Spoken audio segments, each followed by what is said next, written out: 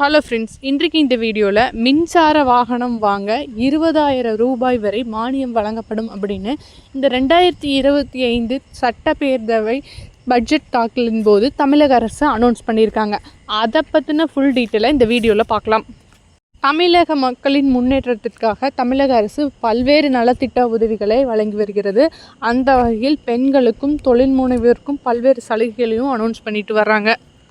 தற்போது petrol diesel வாகனங்களின் பயன்பாடுகள் சுற்றுப்புற சூழ்நிலை கேடு கருதி அது குறைக்கப்பட்டு மின்சார வாகனங்களின் பயன்பாடு அதிகமாகிக் கொண்டே வருகிறது.